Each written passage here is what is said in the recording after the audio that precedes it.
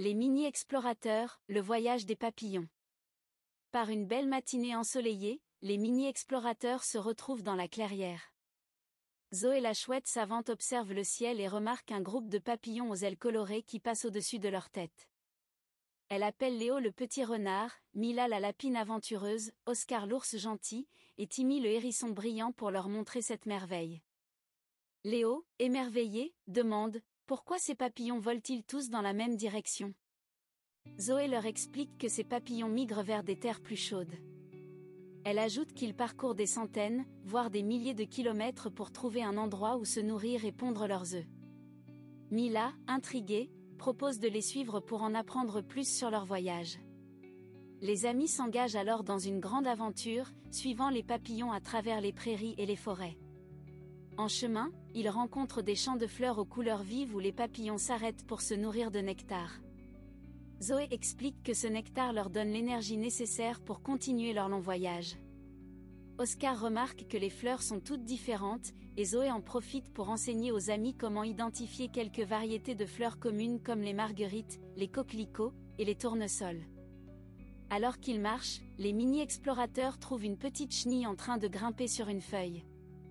Timmy s'étonne, elle deviendra un papillon, elle aussi.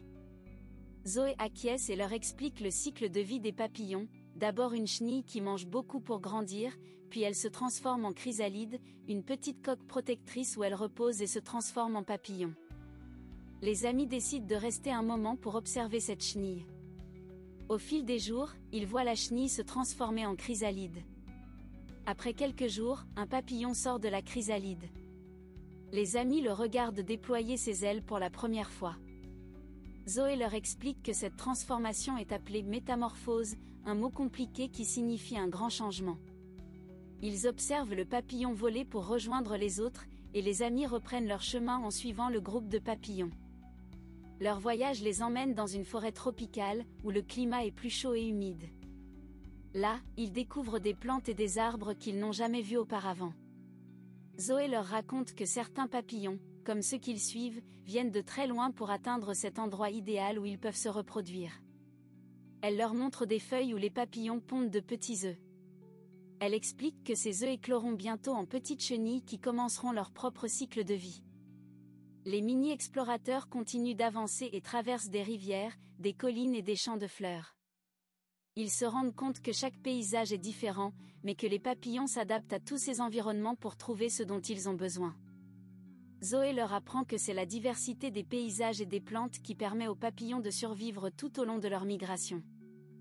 Léo, impressionné, se rend compte à quel point la nature est bien organisée pour que chaque être vivant trouve sa place. Un soir, alors qu'il s'arrête pour observer le coucher du soleil, il voit les papillons se regrouper sur un arbre. Zoé leur explique que certains papillons se reposent la nuit pour conserver leur énergie. Timmy observe le ciel et remarque la lune qui commence à briller. Ils décident de faire un campement et d'attendre le matin pour continuer leur voyage. Le lendemain, les amis se réveillent et remarquent que les papillons ont repris leur envol. Ils les suivent à travers un champ rempli de fleurs multicolores, et Zoé leur montre comment les papillons se nourrissent en insérant leur trompe, un petit tube, dans les fleurs pour boire le nectar. Elle leur raconte que c'est ce nectar qui leur donne l'énergie pour continuer leur long voyage. Après des jours de voyage et d'observation, les mini-explorateurs arrivent dans une grande prairie où des milliers de papillons les entourent.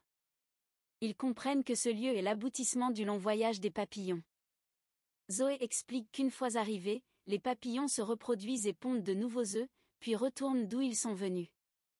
Léo se rend compte que les papillons font ce voyage chaque année, et qu'ils jouent un rôle essentiel pour la nature, notamment en pollinisant les fleurs. À la fin de l'aventure, les mini-explorateurs retournent dans leur clairière, heureux d'avoir appris tant de choses sur la vie des papillons. Ils se promettent de continuer à explorer, à observer la nature, et à découvrir tous ses secrets.